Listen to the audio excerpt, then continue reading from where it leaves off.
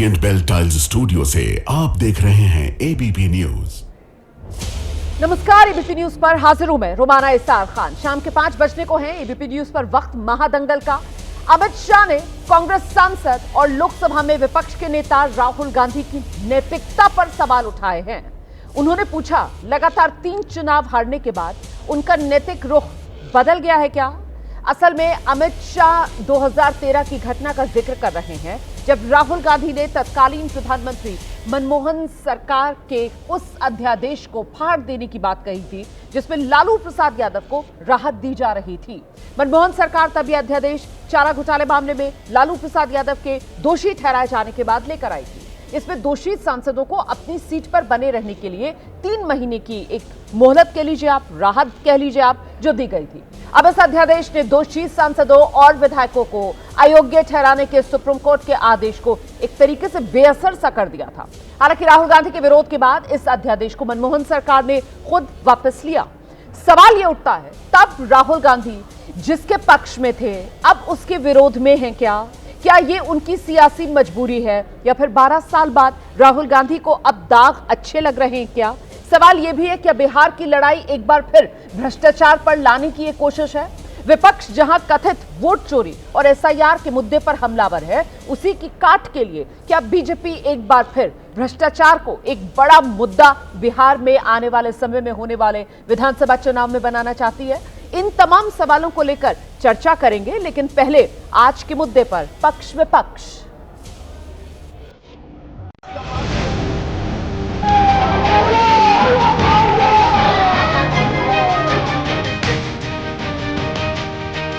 जब ये की सरकार थी, लालू प्रसाद जी को सजा हो गई। मनमोहन सरकार एक ऑर्डिनेंस लेकर आई कि 2 साल की सजा हो तो भी अपील का स्टेज बाकी है तो उनकी सदस्यता नहीं जाती। यही श्री राहुल गांधी इसको कंप्लीट नॉनसेंस कहकर सार्वजनिक रूप से प्रेस कॉन्फ्रेंस में फाड़े। उसका मॉरल ग्राउंड पर उन्होंने मखौल उड़ाया। आज वही राहुल गांधी बिहार में सरकार बनाने के लिए सजा हो गई, वो लालू प्रसाद जी को गले मिल गई। ये ड्यूअल स्टैंडर्ड नहीं है। ऑर्डिनेंस कभी राहुल गांधी ने फाड़े। जो काम पहले तलवार करती थी ना राजा की, अब वो राजशाही आप लाना चाहते हैं। एक तरफ कहते हैं कि भ्रष्टाचार नहीं होना चाहिए और दूसरी तरफ भ्रष्ट नेता जेल में जाए, बोला ऐसा कानून नहीं आना चाहिए। ये क्या है? ये अंतर्विरोध है उनके विचारों में। ये आंतरिक विपक्ष और बाह्य विपक्ष दोनों को खत्म करना चाहते हैं। बहिष्कार ब्रिगेड में वो भी पार्टियां हैं, अद्भुत पार्टियां, जिन्होंने जन्म लिया था भ्रष्टाचार के खिलाफ लड़ाई लड़ने की सौगंध खाई थी। शराब में ऐसे खराब हुए कि अब बोलते हैं कि जिनको तिहाड़ भेजने का प्लान था उनके साथ बैठकर बोलते हैं कि तिहाड़ से सरकार चलनी चाहिए। आप ये बताइए कि कोई चीफ मिनिस्टर जनता को जवाब दे रहेगा या इन्वेस्टिगेशन एजेंसी जवाब दे रहेगा? अगर आप वाकई में मोरालिटी की बात कर रहे हैं तो जब मोरालिटी की बात कर रहे हैं तो ये भी कानून डाल दीजिए कि जिस किसी को पकड़ा जाएगा वो सेंट्रल गवर्नमेंट के पार्टी में शामिल नहीं होगा।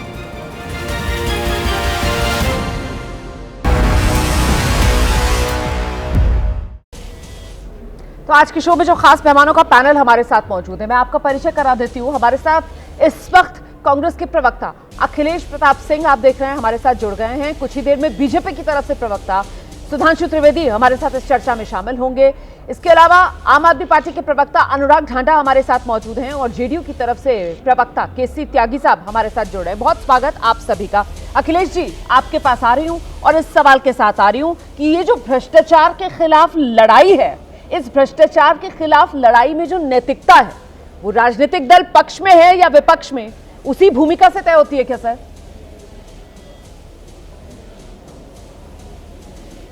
आपने अच्छा प्रश्न किया रोमाना जी।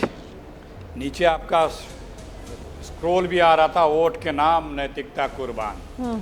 मैं कुछ नैतिकवादी जो अपने आप को बनते हैं, अभी एक किसी का इंटरव्यू सुना रहे थे, उनकी नैतिकता का छोटा छोटा उदाहरण दे रहा हूँ। अभी आज एक फैसला आया है कि हमारे आदरणीय प्रधानमंत्री जी की डिग्री गोपनीय रहेगी। नैतिकता नंबर 1 किसी प्रधानमंत्री की डिग्री गोपनीय रहेगी, ये नैतिकता है। उनके शिक्षा मंत्री रह चुकी हमारी माननीय एक मंत्री साहिबा जो हैं, उनकी 10 और 12 की जो पढ़ाई की डिग्री वो भी देख रहा था मैं, कहीं सोशल मीडिया पाया, वो भी गोपनीय रहेगी, उसे भी सार्वजनिक नहीं किया जा सकता है। और देखिए नैतिकता नंबर 2 गिनाया, नैतिकता नंबर 3 गिना रहा हूँ कि पीएम केयर फंड की जानकारी नहीं देंगे, जिसके प्रधानमंत्री जी जिनके प्रधानमंत्री के पास जो पूरा फंड है। इलेक्टोरल बॉन्ड की जिम्मेदारी भी नहीं दे रहे थे, अदालतों के सख्त आदेश के बाद वो सार्वजनिक करना पड़ा। राफेल में इतना बड़ा घोटाला हुआ, उसकी जांच तक नहीं कराएंगे। अडानी का इतना बड़ा घोटाला हुआ, कई घोटाले हुए, जिसमें एक आर्थिक घोटाला हुआ, सेल कंपनी के द्वारा तमाम पैसे आए, पूरी पार्टी कई बार संसद भी नहीं चली, जेपीसी की मांग की, जांच बिठाने तक की मांग की, वो भी जांच तक के आदेश नहीं दिए। सेबी के तमाम घोटालों का जग जाहिर हुआ, उजागर हुआ तथ्यों के साथ, उसकी जांच की मांग हुई, जांच तक नहीं हुई। तो ये तो रही कुछ घोटालों की नैतिकता। अब आपको एक आंकड़े दे देता हूं मैं। आदरणीय मोदी जी की मंत्रिपरिषद में 72 मिनिस्टर हैं, जिसमें 28 दागी हैं, 28, जिसमें 18 पे जो है गंभीर, 19 पे गंभीर आरोप हैं। मोदी जब सत्ता हमारे तब कहते कि माननीयों पर से सारे मुकदमे 1 साल के अंदर स्पीडी ट्रायल करके फैसला कर देंगे। करो फैसला, क्यों दागी को रखे हो, निकालो पहले इनको, बंद करो, बाहर करो। विपक्ष आज तक कोई आपके पास कोई जानकारी हो तो बता दें, मंत्री, केंद्रीय मंत्री, प्रधान, और ये केंद्रीय मंत्री तो इन्हीं की है, सीएम, डिप्टी सीएम या कोई मिनिस्टर विपक्ष का, सत्ता पक्ष का अरेस्ट हुआ तो बता दें। कोई नहीं अरेस्ट हुआ। 30 लोग अरेस्ट हुए हैं, 30 विपक्ष के, जिसमें 2-2, 3-3 सीएम हैं, वो भी विपक्ष के हैं। सत्ता पक्ष का कोई अरेस्ट नहीं होता है। उसके अलावा जिसको ये लोग भ्रष्टाचारी बताते थे, 2 दर्जन से ज़्यादा, कईयों को मोदी जी बताते थे 40,000 करोड़, 20,000 करोड़, क्या क्या करके, वो सब बीजेपी ज्वाइन कर लिए। जिन पर जांचें चल रही थी वो सब बीजेपी ज्वाइन कर लिए। तो मतलब 3 की जो है जांच मतलब खत्म हो गई, बाकी की जांच ठंडे बस्ते में डाल दी गई। मतलब ये नैतिकता वालों की बात करें, जो नैतिकता की बात कर रहे हैं। अखिलेश जी सुनिए तो मतलब मेरा जो सवाल था, मेरे सवाल के जवाब में आपने हाँ कह दिया ना। मतलब आपने हाँ कह दिया कि हाँ, भ्रष्टाचार के खिलाफ जो लड़ाई है, नैतिकता, राजनीतिक दल की पक्ष विपक्ष क्या भूमिका है वही तय कर रही है। मतलब मेरा सवाल का जवाब हाँ हुआ सर। भाई सत्तारूढ़ दल का व्यक्ति जिसके सर पे ये नैतिकता नाच रही है, वो विपक्ष को नैतिकता का पाठ पढ़ा रहा है, और आप उस पाठ को पढ़ रही हैं। हम तो यही कह रहे हैं ना, कर लो भाई, लेकिन उसके पहले ये सब कर लो। मैं तो कोई पाठ नहीं पढ़ रही, मैं तो अपने दर्शक को ये बता रही हूँ कि साहब ये भ्रष्टाचार के खिलाफ जो लड़ाई, मैं सर को ना, मैं कोई पाठ नहीं पढ़ रही, मैं तो अपने दर्शक को ये बता रही हूँ कि यहाँ भ्रष्टाचार के खिलाफ लड़ाई में जो नैतिकता है वो राजनीतिक दल पक्ष में या विपक्ष में, भूमिका शायद इसी से तय हो रही है सर। अब देखिए ना, अनुराग ढांडा जी हमारे साथ मौजूद है, आम आदमी पार्टी के प्रवक्ता है, और आम आदमी पार्टी का जन्म देख लीजिए, और आम आदमी पार्टी ने कैसे अपनी सियासी जमीन मजबूत की, पैर जमाए, उस सारा का सारा मामला भ्रष्टाचार के खिलाफ लड़ाई लड़कर कैसे इनके नेता मंच पर आते थे और वो बाकायदा लिस्ट निकालकर बताते थे बड़े बड़े तबके दिग्गज नेताओं के, जिसमें कांग्रेस के भी बड़े नेता शामिल रहे हैं, दिल्ली की पूर्व मुख्यमंत्री शीला दीक्षित जी भी शामिल रही हैं, और सभी दलों के नेता होते थे, और उन पर वो भ्रष्टाचार के दाग लगाते थे, और तब वो नैतिकता का पाठ पढ़ाया करते थे कि साहब जैसे ही आरोप लगे फौरन कुर्सी खाली कीजिए। और यहां खुद जनाब अरविंद केजरीवाल साहब 177 दिन, अनुराग ढांडा जी अगर मैं गलत हूं तो करेक्ट कीजिएगा, शायद 177 दिन ही थे, जेल में रहे, और जेल से ही दिल्ली की मुख्यमंत्री की कुर्सी संभाली रखी। मतलब ऐसा मजबूत जोड़ था, वो फेविकोल का था या किसका था सर, कि वो कुर्सी नहीं छूटी उनकी, भले ही वो सलाखों के पीछे रहे। अनुराग ढांडा, तो फिर ऐसा कानून तो जरूरी है ना, या नहीं? देखिए, मुझे मैं वही बता रहा हूं कि कानून क्यों जरूरत पड़ गई कानून की, ये तो खुद अमित शाह जी ने बता दिया। देश का गृह मंत्री टेलीविजन चैनलों पे बैठ के ये कह रहा है कि अगर अरविंद केजरीवाल इस्तीफा दे देते तो हम ये कानून नहीं लेके आते।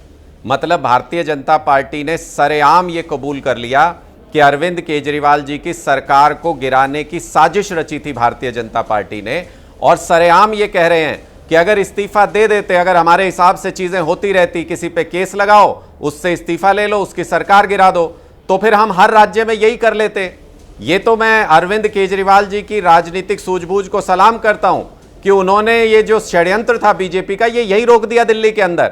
अगर ये कामयाब हो जाते, दिल्ली में अरविंद केजरीवाल जी इस्तीफा दे देते, ये सरकार गिरा देते, तो ये सारे विपक्षी राज्यों में इनको यही इंप्लीमेंट करना था, इनका एक मॉडस ऑपरेंडी बन जाता है।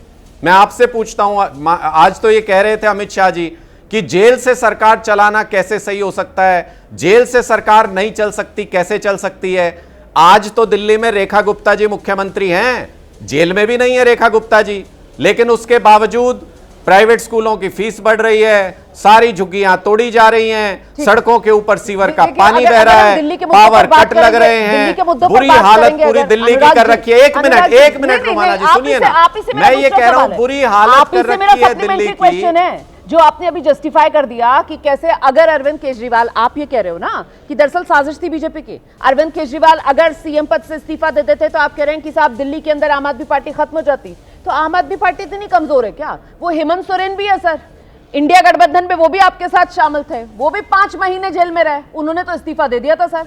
उन्होंने तो अपनी जगह अपनी पार्टी के दूसरे नेता को कमान दे दी थी, उनकी पार्टी तो नहीं टूटी, और फिर जब वो सलाखों से बाहर आए वो दोबारा सीएम बन गए। आप लोगों ने ये मिसाल क्यों नहीं कायम की? आप लोग तो आए थे ना अलग तरीके की राजनीति करने के लिए, तो कहां भटक गए आप जी? मैं बताता हूं जी, मैं बताता हूं, मैं उसका भी जवाब देता हूं। सत्येंद्र जैन जी को इन्होंने 2.5 साल तक जेल के अंदर रखा, 2.5 साल तक।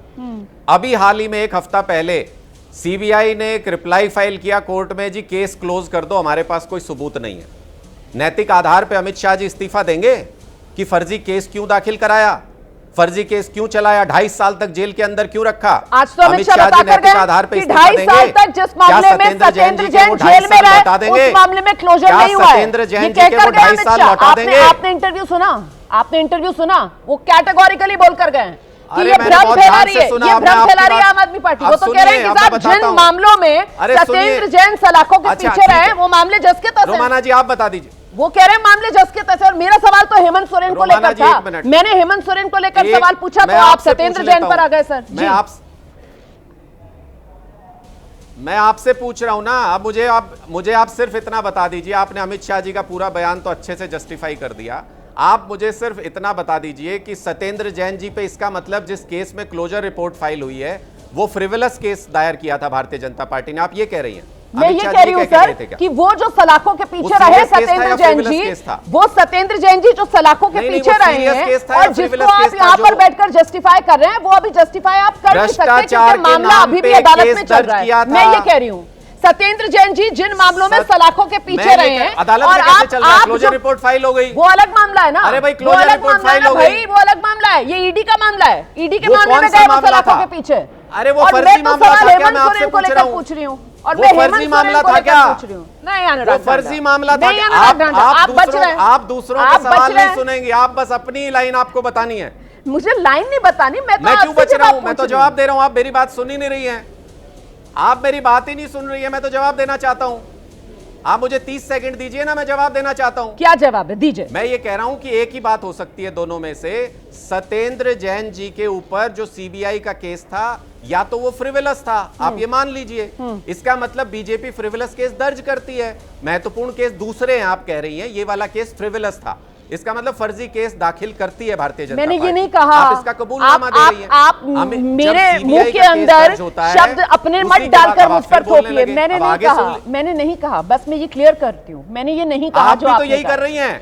नहीं, मैंने ये नहीं कहा था, दर्शक को पता होना चाहिए मैंने क्या कहा था। रोमाना जी, मैंने ये कहा कि अभी आपने बैठे बैठे नहीं, आपने अभी कह दिया कि साहब वो सत्येंद्र जैन जो सलाखों के पीछे रहे उस मामले में आपने कह दिया सीबीआई ने क्लोजर रिपोर्ट दाखिल कर दी। मैं सिर्फ वो फैक्चुअल करेक्शन कर रही थी कि साहब जिस मामले में सीबीआई, आपने यही तो कहा शुरू में, आप उठाकर देख लीजिएगा, मैं आपको दोबारा रिकॉर्डिंग भेज दूंगी। चलिए आइए, आपने यही कहा है ना, आप 10 सेकंड भी आप सुन नहीं रही हैं क्योंकि अमित शाह जी की पोल खुल रही है, इसलिए 10 सेकंड भी आप सुनना नहीं चाहती।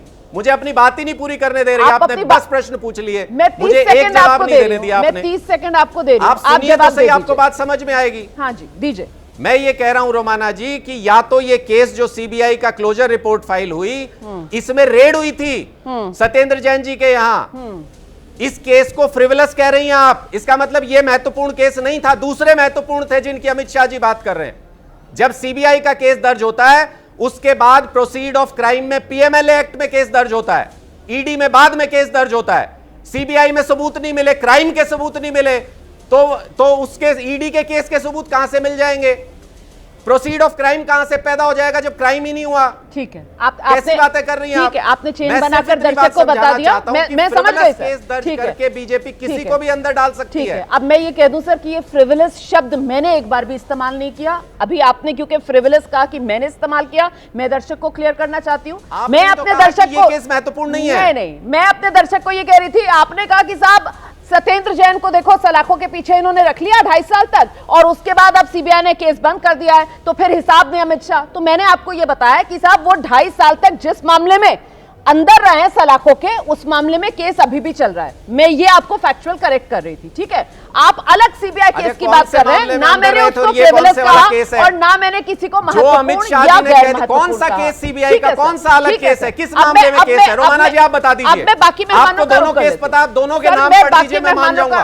सर अब मैंने तो सवाल देखिए हेमंत सोरेन को लेकर नाम बता दीजिए। आप कह रहे थे कि साहब डिस्टेबलाइज करने के लिए आपको दोनों केस पता है, जिसमें क्लोजर रिपोर्ट फाइल हुई और जिसमें सजा हुई, दोनों बता दीजिए आप मुझे। हेमंत सोरेन भी तो 5 महीने सलाखों में रहे। वही सही, हेमंत सोरेन 5 महीने सलाखों के पीछे रहे। हेमंत सोरेन ने इस्तीफा दिया, अरविंद केजरीवाल ने इस्तीफा क्यों नहीं दिया था? मैं तो ये सवाल पूछ रही थी, इसका आपने जवाब नहीं दिया। आप आ गए उछलकर सत्येंद्र जैन पर। खैर मैं कर लेती हूं। हमारे साथ सुधांशु त्रिवेदी आ गए, और सुधांशु त्रिवेदी जी मैं आपसे ये जानना चाहती हूं सर, ये 130वां संविधान संशोधन, इसको लेकर आप बीजेपी 12 साल पुराने मनमोहन सरकार, अध्यादेश, राहुल गांधी, लालू प्रसाद यादव गड़े मुर्दे उखाड़ कर लेकर आते हैं।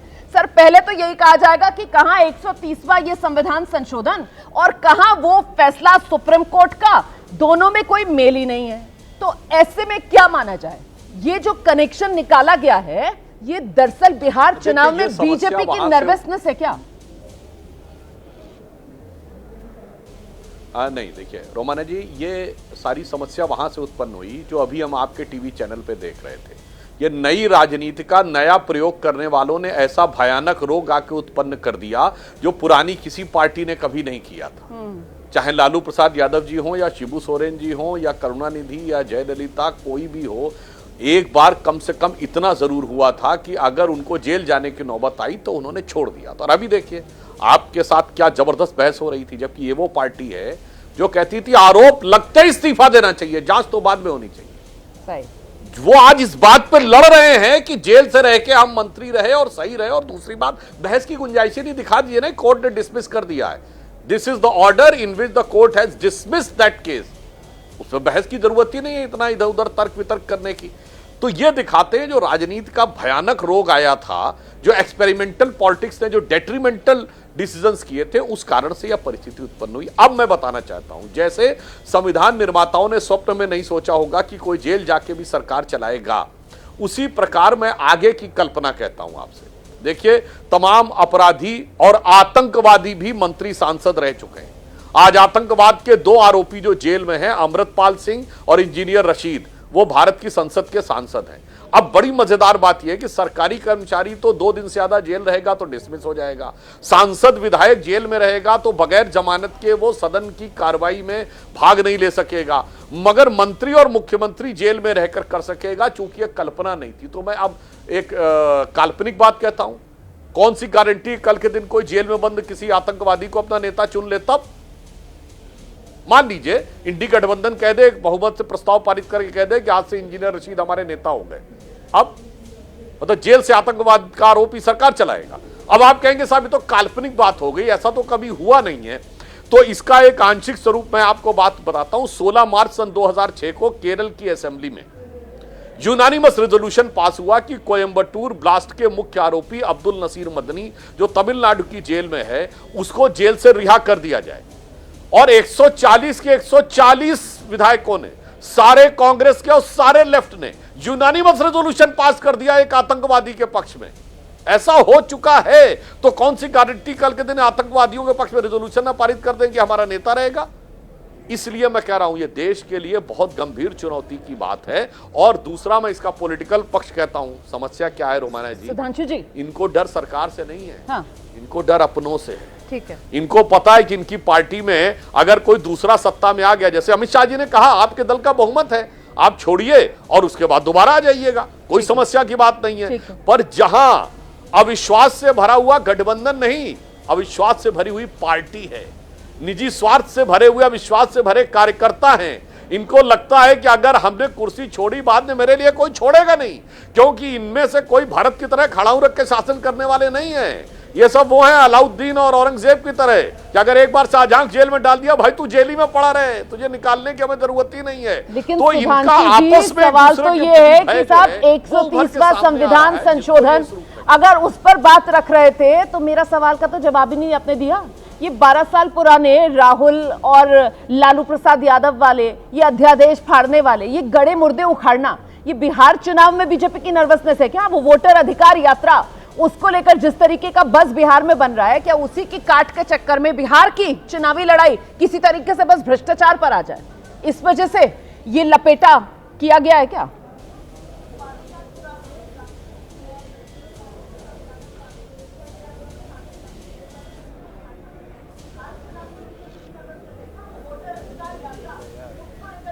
सुधांशु जी, आप ही से सवाल था।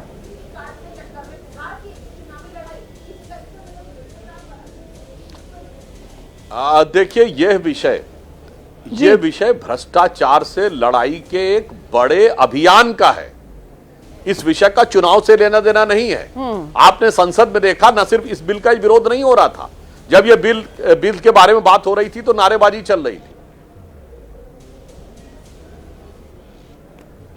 कुछ दिक्कत आ गई है, फ्रीज हो गया है, टेक्निकल प्रॉब्लम है, इसको ठीक करवाते हैं। मैं दोबारा आऊंगी सुधांशु जी के पास, लेकिन तब तक हम रुक करेंगे। वरिष्ठ नेता जेडीयू के केसी त्यागी साहब हमारे साथ मौजूद हैं। केसी त्यागी जी, यहाँ अच्छा सुधांशु जी अपनी बात पूरी कर लीजिए, उसके बाद मैं त्यागी सर आपके पास आ रही हूँ। बस सर जल्दी से सुधांशु जी अगर आवाज आ रही है, बात अपनी पूरी कर लीजिए। बस मैं एक लाइन में कहना चाहता हूँ, सिर्फ यही नहीं है, इसी दरमियान संसद में गेमिंग ऐप वाला बिल भी आया। गेमिंग के खिलाफ जो बिल आया, जिसमें लोग जुए की लत लग रही थी, उसमें भी ये शोर शराबा कर रहे थे। तो ये सारा का सारा शोर जो संसद में था, ये केवल जुआरियों और भ्रष्टाचारियों को बचाने के लिए था। इनकी समस्या ये है कि इनको शुचिता, और वो तो छोड़ दीजिए, इनको शुचिता उच्चता से तो कोई मतलब नहीं, इनको अपना भय है कि मेरी पार्टी। अब जैसे उदाहरण देना चाहता हूं, आम आदमी पार्टी थी, मनीष सिसोदिया उसी आरोप में जेल गए और डिप्टी सीएम थे, उन्होंने इस्तीफा दिया। उसी आरोप में जेल गए केजरीवाल, इस्तीफा नहीं दिया सीएम ने। भाई ये कौन सा तर्क है कि डिप्टी सीएम से इस्तीफा दिलवा दिया और सीएम से इस्तीफा नहीं दिलवाया? ये जो डर है इनके मन में कि अगर मैंने इस्तीफा दे दिया तो फिर दूसरे के साथ क्या होगा, वो डर इनका निकल के आ रहा है। और उसको कभी ये बिहार चुनाव से जोड़ने की कोशिश कर रहे हैं, कभी पुरानी बातों से जोड़ने की कोशिश कर रहे हैं। इस कारण से समस्या। आप जो डर की बात कर रहे हैं, केसी त्यागी साहब के पास में लेकर चलती हूँ। केसी त्यागी साहब, ये डर है या विपक्ष की तरफ से जो कहा जा रहा है कि साहब ये तो विपक्ष को ही खत्म करना चाहते हैं, या फिर दूसरा मुद्दा जो उठ रहा है कि दरअसल बिहार चुनाव में एनडीए की हालत उतनी बेहतर है नहीं, इसीलिए लालू चारा चोर उसी आरोप को नए कलेवर में पिरोने के लिए इस बार लपेटे में राहुल गांधी को भी लिया जा रहा है, और इसीलिए 130वें संविधान संशोधन वाले बिल के जरिए ये गड़े मुर्दे उखाड़े जा रहे हैं। त्यागी जी। रोमाना जी, विद्वान लोगों का और पार्लियामेंट और विधानसभा में रहे सदस्यों का ये पैनल है, लिहाजा इसमें गर्मा गर्म बहस के बजाय तर्कों के आधार पर बहस की ज़्यादा संभावना है। इसलिए मैं कहना चाहता हूं कि गांधी जी ने, और सभी गांधी जी को मानने वाले हैं, सार्वजनिक जीवन में नैतिकता और शुचिता की बात की। कांग्रेस पार्टी के मैनिफेस्टो में ये तक था कि अगर शराब पिएंगे, भ्रष्ट आचरण का कोई दोषी पाया जाएगा तो उसकी सदस्यता कांग्रेस की नहीं मिल सकती है। ये जनसेवा है, व्यवसाय नहीं है ये। लिहाजा राजनीति में जो उच्च पदों पर, बड़े पदों पर बैठे हुए लोग हैं, उनसे आने वाली पीढ़ी प्रेरणाएं भी लेती हैं। मुझको याद है जब मैं छोटा था तो प्राइमरी स्कूल में एमएलए एमपी आते थे और प्रधानाचार्य कहते थे कि इनके बताए हुए रास्ते पर चलना है। क्या आज मुमकिन है कि एमएलए एमपी मंत्री वगैरह वगैरह उनके बताए रास्ते पर हम नई पीढ़ी को जाने के लिए कह दें? दूसरा, मेरे मित्र अखिलेश जी काफ़ी विद्वान हैं, उन्होंने कई सवाल उठाए थे जिसमें आपका भी सवाल था। भाई राहुल गांधी जी ने वो अच्छा काम किया था, हम तो उनके साथ नहीं थे तब भी, लेकिन हमने उनकी प्रशंसा की थी। एक दूसरा, मेरी जानकारी में आया है, मेरे मित्र साथी उसको मना भी कर सकते हैं, और मैं उस समय राजनीति में बहुत एक्टिव था, बल्कि कुछ दिन बाद ये इमरजेंसी लगी हुई थी। जो 39वां संशोधन विधेयक था अखिलेश जी, वो 12 जून के बाद आया था। 6 साल के लिए मिसेस गांधी जो हैं अयोग्य घोषित कर दी गई थी, और ये था कि प्रधानमंत्री, राष्ट्रपति, उपराष्ट्रपति, लोकसभा अध्यक्ष न्यायालय के अधिकार क्षेत्र से बाहर रहेंगे। मुझे प्रसन्नता है कि ऑन रिकॉर्ड अमित शाह जी ने कहा है कि प्रधानमंत्री ने इस संशोधन विधेयक में अपना पद भी जुड़वाया है। अगर ये है तो ये अच्छा उदाहरण है। हालांकि बाद में इसको हटा दिया गया था संशोधन को बहस में आपातकाल में, और उसमें यह भी था कि किसी भी न्यायालय में चुनौती नहीं दी जाएगी। अब जो 130वां संशोधन है उसमें इसमें क्वालिटेटिव फर्क तो ये हो गया जी। राहुल गांधी जी की मैं प्रशंसा कर ही चुका हूँ। डांडा जी, मैं आपके बीच में एक बार भी उंगली नहीं उठाई। आप मित्र हैं, आप मैत्रीतापूर्ण व्यवहार ना करें मेरे साथ। राहुल जी ने जो किया था 27 सितंबर 2013 को, उन्होंने कागज लिया और फाड़ के फेंक दिया था। उस राहुल गांधी को मेरा सलाम है। लेकिन आज जब ये आया है, अभी तो ये बिल नहीं बना है, अखिलेश जी विधायक रह चुके हैं मेरे मित्र। दूसरा, मैं कांग्रेस पार्टी की प्रशंसा थोड़ी अखिलेश जी करना चाहता हूँ। एक जिम्मेदार पार्टी के नाते आपकी पार्टी चाहती है कि जेपीसी में कांग्रेस समेत सारी पार्टियां रहें। कुछ जो मित्र पार्टियां बायकाट का काम कर रही हैं, उनको भी आप समझाने के काम में लगे हैं। अगर ये बात सही है तो इसके लिए आपको साधुवाद। तीसरा, जेपीसी में मैं भी रह चुका हूँ, कई कमेटियों में रहा हूँ जेपीसी में।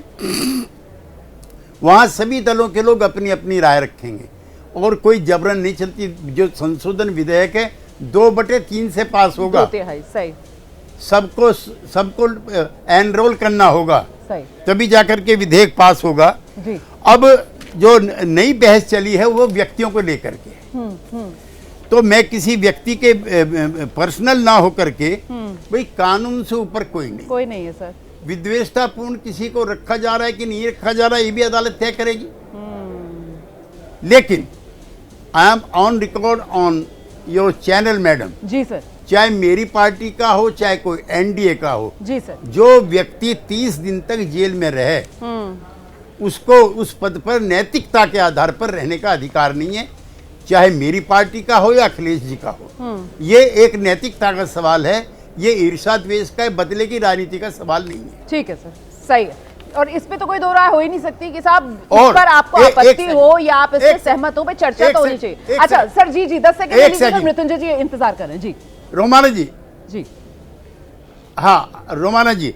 और जो मेरे विद्वान मित्र अखिलेश जी ने कहा है जी कि एनडीए के सदस्यों पर मुकदमे हैं, तो मैं अपने मित्र की जानकारी के लिए ला दूं कि 2006 में मनमोहन सिंह जी की सरकार के दौरान 10 केंद्रीय मंत्रियों पर गंभीर आपराधिक आरोप थे। हत्या 1, बलात्कार 2, वसूली 3। और 2009 में जो 9 मंत्री थे उनमें से एक पर गंभीर चोरी का भी आरोप था। तो ये कांग्रेस वर्सेस बीजेपी नहीं है, सार्वजनिक जीवन में जो गिरावट आई है उसकी छाया और उसका साया दूर तक फैला हुआ है। बिल्कुल। और ऐसे में मुझे लगता है वो बाइट हमने सुनाई भी थी, और एक बार मैं उसका भी जिक्र कर दूं कि जब अगर इसी पर बात हो रही है तो ये बयान भी मुझे बड़ा दिलचस्प लगा था जो असदुद्दीन ओवैसी साहब की तरफ से दिया गया कि साहब इस कानून में ये भी डाल देना चाहिए कि अगर कोई आरोपी हो पकड़ा जाए, केंद्र की पार्टी में शामिल ना हो, इसका भी प्रावधान रखना चाहिए, क्योंकि वो वॉशिंग मशीन और किस तरीके से उसमें दाग धुल जाते हैं वो भी अपने आप में कई बार चर्चा का विषय बनता है। खैर, जल्दी से मृत्युंजय जी का रुख करेंगे, उसके बाद अखिलेश जी आपके पास आ जाऊंगी मैं। लेकिन मृत्युंजय जी, आपने एक बात गौर की सर, यहां चाहे सुधांशु जी हो या फिर केसी त्यागी साहब हो, वो 2013 वाले राहुल गांधी उनको तो सब सलाम कर रहे हैं, लेकिन ये 2025 वाले राहुल गांधी ये सवालों के कटघरे में हैं। ये क्या आरजेडी के साथ होने का साइड इफेक्ट है क्या मृत्युंजय जी? मैं देखिए रोमाना जी, ये राजनीति का दोहरा चरित्र है। अच्छा। भारतीय जनता पार्टी जब अजित पवार जी के लिए कहती है कि चक्की पीसिंग जेल में, जब हेमंत बिस्वा शर्मा जी असम के मुख्यमंत्री जी के लिए कहती आरोप लगाती है, तब तो उस समय जब बीजेपी में नहीं रहते हैं तब तो चक्की पीसिंग होती है। और जब आ जाते हैं तो फिर देख लीजिए उप मुख्यमंत्री हैं, मुख्यमंत्री हैं। ये राजनीति का दोहरा चरित्र नहीं हो सकता है। नैतिकता की बात, सूचिता की बात वो करें जो इसमें करके दिखाएं पहले। नैतिकता की बात आप सिर्फ विपक्ष के लिए कर रहे हैं। ये कानून आप ला रहे हैं सिर्फ विपक्ष को दबाव में रखने के लिए। अपने सहयोगी आदरणीय श्री नीतीश कुमार जी, चंद्रबाबू नायडू जी को आप साइज में रखने के लिए ला रहे हैं। अभी बिहार में 71,000 करोड़ का सीएजी का रिपोर्ट नहीं मिला।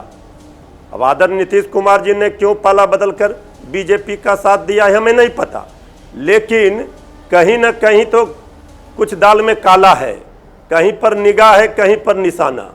अगर नैतिकता की बात बीजेपी के लोग करते हैं तो केंद्रीय कैबिनेट से लेकर कर बीजेपी में जहां जहां राज्य में सरकारें हैं वहां आप देख लीजिए, वहां पर ये चुप हो जाएंगे।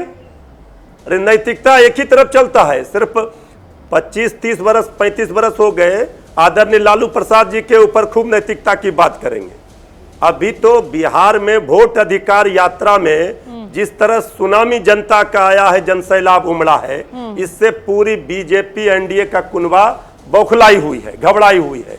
अब देख रहे हैं ये आखिर तंत्र के माध्यम से, लोकतंत्र में ये चाहते हैं विपक्ष की आवाज को दबाना।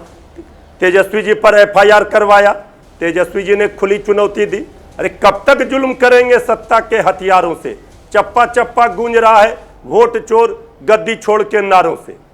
ऐसे लोकतंत्र चल सकता है क्या?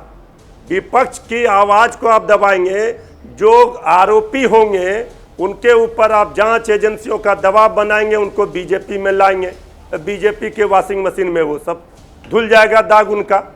ये तो इनका उदाहरण है। ठीक है। इनके पास ये जवाब नहीं है। अब ये पूरा पुराना मच्छर भी काटता तो कहते हैं जवाहरलाल नेहरू, राहुल गांधी, राजीव गांधी। अरे अपना पहले उपलब्धि बताइए। आप इस कानून का दुरुपयोग करेंगे, ये स्पष्ट दिख रहा है, लोग समझ रहे हैं। मैं जवाब देती हूँ। आइए सुधांशु जी जवाब दीजिए। साहब ये नैतिकता और शुचिता मतलब एनडीए बीजेपी किस मुंह से, ये सवाल मृत्युंजय जी पूछ रहे हैं। सवाल वो आपकी नीयत को लेकर उठा रहे हैं, और साथ ही साथ वो जो मैंने आपसे सवाल पूछा था सर कि बिहार चुनाव और एनडीए का मामला गड़बड़, ये एसआईआर और वोट चोरी का मामला क्या जमीन पर बहुत इफेक्टिव हो रहा है? इसी वजह से काट के तौर पर ये 130वें संशोधन के जरिए भ्रष्टाचार के मुद्दे को दोबारा बड़ा करने की कोशिश।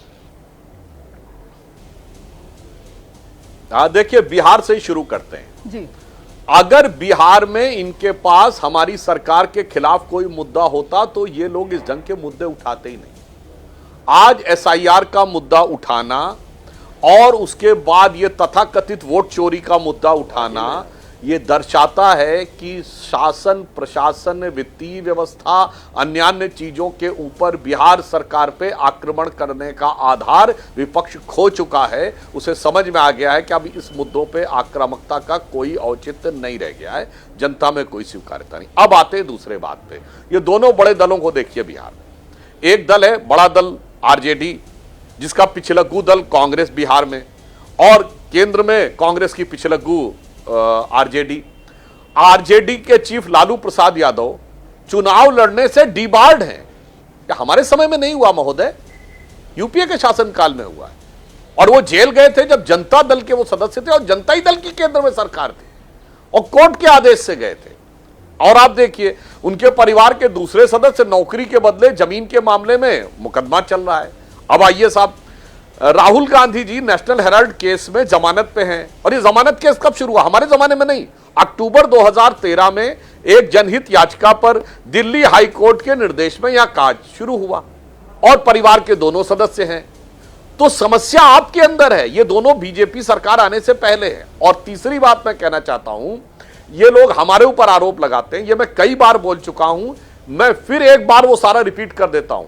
महोदय, आज राहुल जी, सोनिया जी जिस मुद्दे को लेके जमानत के ऊपर मुचलके पे हैं, वो 2013 अक्टूबर में आया, हमारी सरकार नहीं थी। कनिमोझी ये राजा जेल गए 2011 में, हमारी सरकार नहीं थी। सुरेश काड़माली जेल गए 2010 में, हमारी सरकार नहीं थी। मधु कौड़ा जेल गए 2008 में, शिबू सोरेन जेल गए 2006 में, मुलायम सिंह मायावती पे डिस्प्रपोर्शनेट एसेट के केस हुए 2005 में, हमारी सरकार नहीं थी। करुणानिधि जेल गए 2000 में, लालू यादव जेल गए 97 में, जयललिता जेल गए 96 में, झारखंड मुक्ति मोर्चा रिश्वत कांड 94 में, राजीव गांधी पे आरोप 87 में, FIR 90 में। सुधांशु भाई इतना पीछे जाने की जरूरत नहीं है। सवाल तो आज का जो विपक्ष है वो सवाल तो आपसे इसी बात ये तो आपकी फितरत है कि जो पिछली सरकारों में जेल गए उनको तो आप गिना देते हैं, लेकिन आज के विपक्ष को तकलीफ तो इसी बात को लेकर है ना कि जेल तो अजीत पवार भी जा सकते थे, आरोप तो खुद बीजेपी के नेता लगाते थे। जेल तो हेमंत बिस्व शर्मा भी जा सकते थे, आरोप तो खुद बीजेपी के नेता लगाते थे। जेल तो और बहुत से ऐसे नेता जा सकते थे जो तब अन्य पार्टियों में थे, लेकिन आज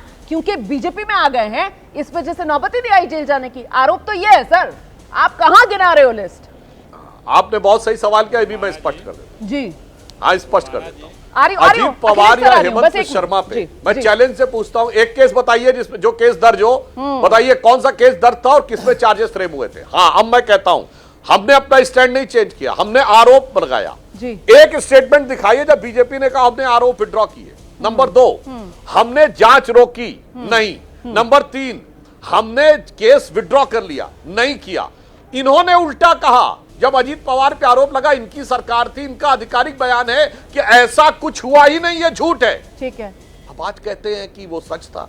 तो आज मैं पूछना चाहता हूं अखिलेश जी से और हमारे आरजेडी के लोगों से कि मेरे भाई बता दीजिए ना कि आपकी सरकार में भ्रष्टाचार हुआ था क्या? चाहिए हुआ था, हजारों करोड़ का हुआ था, और आपको तो सरकार में रहे और सबूत दे देने चाहिए कि साहब जांच गलत हुई है। और वैसे में रुमाना जी एक और बात कहते हैं, ये लोग एक दूसरे को गठबंधन में रहते हुए ऐसा सर्टिफिकेट देते रहे हैं। अभी दिल्ली चुनाव में आम आदमी पार्टी ने और के ऊपर कांग्रेस ने ऑफिशियल बयान दिया कि ये जो शराब घोटाले में जेल है बिल्कुल सही है और केजरीवाल जी को जेल में रहना चाहिए।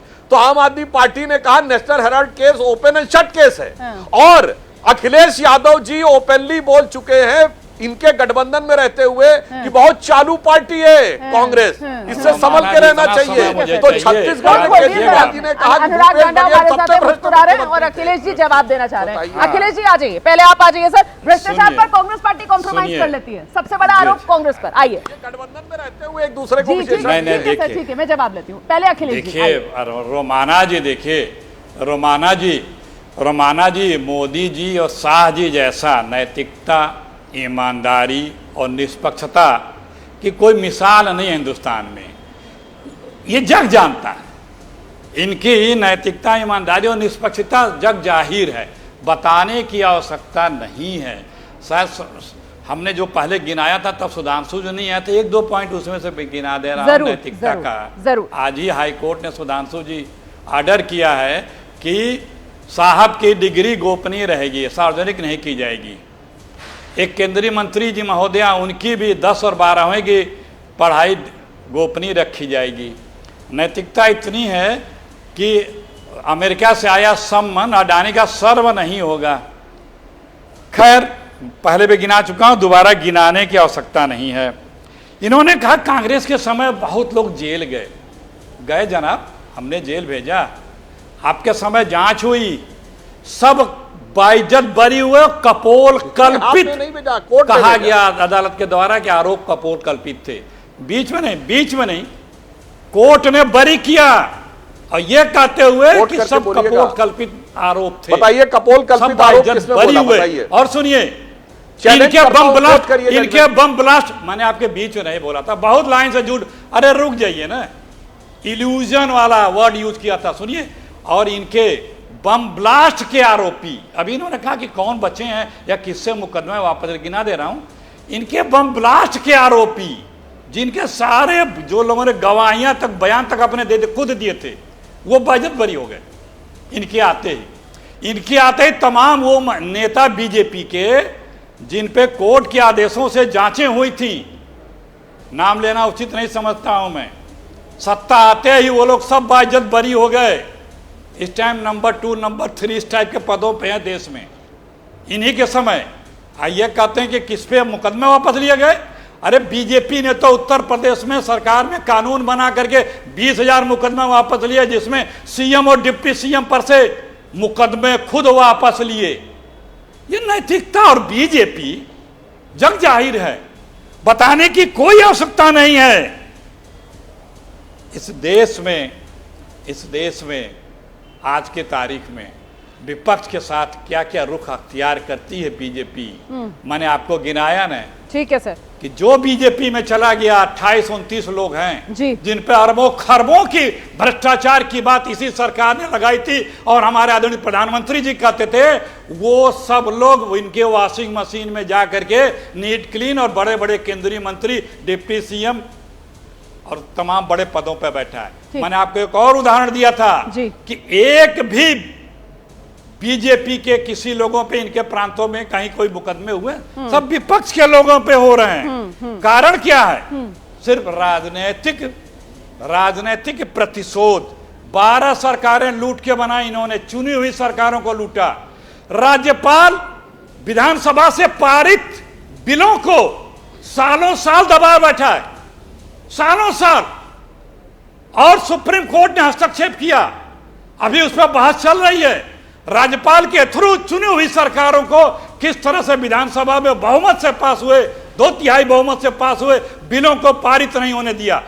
6-7 बार हाईकोर्ट और सुप्रीम कोर्ट ने इस तरह के राज्यपाल के कृत्य को पलटा है, डांटा है, और उस पर जो एक है संवैधानिक व्यवस्था 200 संविधान का आर्टिकल जो राज्यपालों का अधिकार, उस पर बहस चल रही है जी।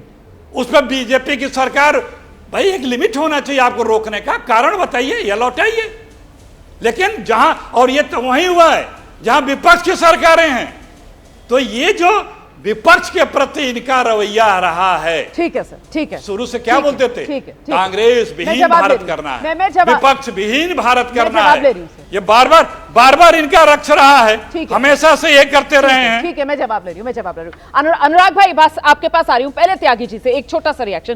त्यागी जी, यहाँ सवाल इसी बात को लेकर है जो अनुराग झांटा की तरफ से भी उठाया जा रहा था। देखिए अखिलेश जी ने भी इस बात का जिक्र किया। वो कह रहे हैं कि साहब जो केंद्र सरकार है उसकी नीयत, केंद्रीय एजेंसियों का दुरुपयोग आप देख लीजिए, विपक्ष के नेताओं को प्रताड़ना आप देख लीजिए, और कई मामले तो ऐसे हैं, मैंने हेमंत सोरेन का पहले जिक्र किया, अब वो करीब 5 महीने सलाखों में रहे, और जब हाईकोर्ट ने उन्हें जमानत दी तो हाईकोर्ट ने क्या कहा कि प्रथम दृष्टिया उनके खिलाफ तो कोई मामला नहीं लगता है। तो इस वजह से, और दूसरी बात ये कि साहब ये जो कानून लेकर आ रहे हैं, अब चार्जशीट दाखिल करने के लिए 90 दिन, मतलब एजेंसियों को, अधिकारियों को चार्जशीट दाखिल करने के लिए 90 दिन, और यहां पद से हटाने के लिए इस्तीफा 30 दिन में ही आपको देना होगा। तो सर मंशा पर सवाल उठा रहा है विपक्ष, सत्ता पक्ष की। आइए त्यागी साहब। रोमाना जी इन सवालों का जवाब मेरे मित्र सुधांशु जी देंगे। अच्छा जी। मैं तो मृत्युंजय जी जो मेरे बीजेपी के सॉरी आरजेडी के मित्र हैं, जी। उन्होंने एक सवाल उठाया जो सवाल आरजेडी के, पहले हम दोनों साथ थे कि केसी वेणुगोपाल ने 3 दिन से एक अफवाह फैलाई हुई है दिल्ली के अंदर कि नीतीश कुमार और चंद्रबाबू नायडू पर नकेल कसके भ्रष्टाचार के आरोप में इनको दखल न किया जाए, इस नाते भी ये बिल लाया गया है।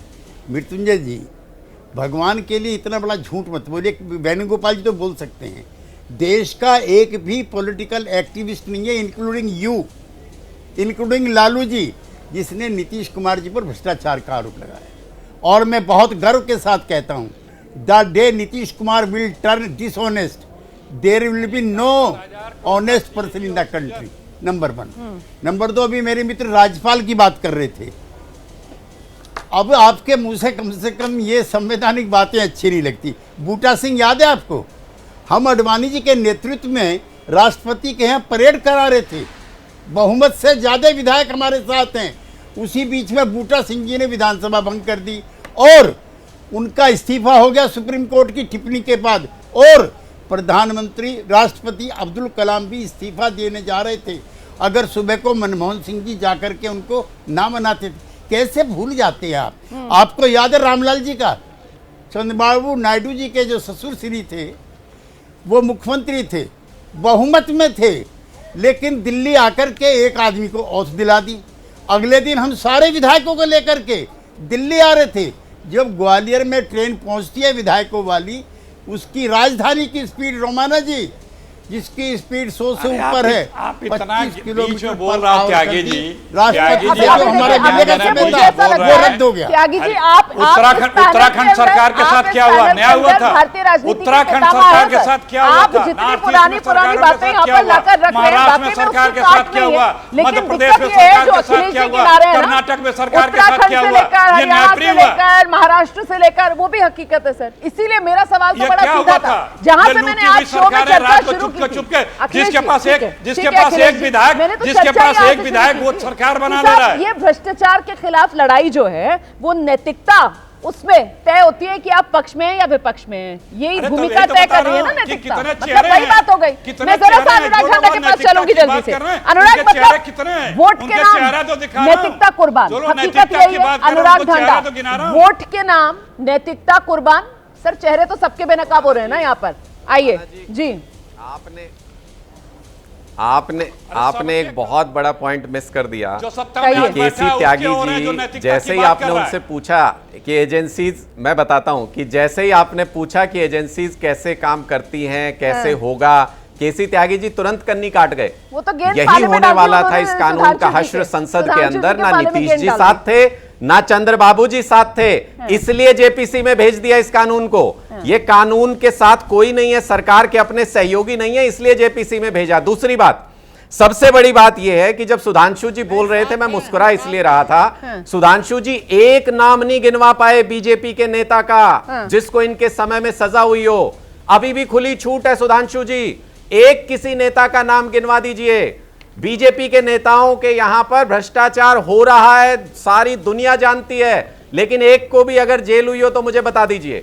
दूसरी बात, पीएमएलए एक्ट में, रोमाना जी आप बताइए, 30 दिन के अंदर जमानत कैसे मिलेगी? पीएमएलए एक्ट में तो जब तक पूरे डॉक्यूमेंट सामने नहीं आ जाते, कोर्ट तसल्ली नहीं कर लेता, तब तक जमानत नहीं मिलती।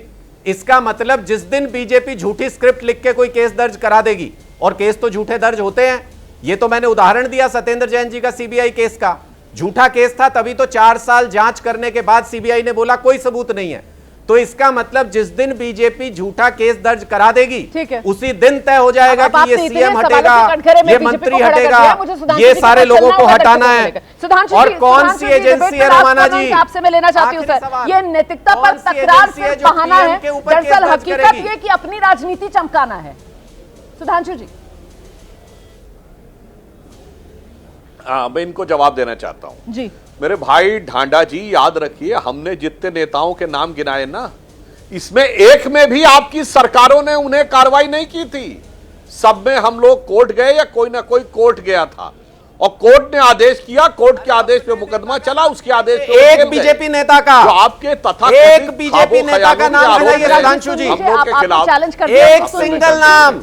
11 साल की सरकार है, एक नाम गिनाइए। अरे मैं वही बोल रहा हूं, वाक्य पूरा होने दीजिए तो आपको खुद समझ में आ जाएगा मेरे भाई। जो आपके ख्वाबों ख्यालों में नाम है ना, तो चैलेंज करता हूं, जाइए ना कोर्ट, कुछ सबूत होना चाहिए हवा में। और मजे की बात, रुमाना जी वो पार्टी है, सोनिया जी पर तो कोई आरोप ही नहीं था, और केजरीवाल जी का वीडियो अवेलेबल है। डालो सोनिया गांधी को बुला के 2 दिन पूछताछ करो, डालो जेल में, और देखो सब कुछ फटाफट उगल आएगा। अरे भाई, सोनिया जी पे तो कोई आरोप ही नहीं था, यानी बगैर आरोप के जेल में डाल दो, मेरे हाथ में एजेंसी दे दो, मैं फटाफट उगलवा दूंगा, आरोप लगते इस्तीफा दे दो। समय आज मेरे पास इतना ही है। बहुत बहुत शुक्रिया आप सभी का इस चर्चा में शिरकत करने के लिए। दर्शक भी इस बात को समझ रहा होगा कि साहब जब बात वोट की आती है ना, तो वोट के नाम पर नैतिकता कुर्बान हो जाती है, और जब बात भ्रष्टाचार के खिलाफ लड़ाई की आती है ना, तो फिर भ्रष्टाचार के खिलाफ इस लड़ाई में नैतिकता किससे तय होती है? नैतिकता इस बात से तय होती है कि आप राजनीतिक दल के तौर पर पक्ष की भूमिका में है या विपक्ष की भूमिका में है। महादंगल देख रहे थे आप, बहुत शुक्रिया आप सभी का हमारे साथ जुड़ने के लिए।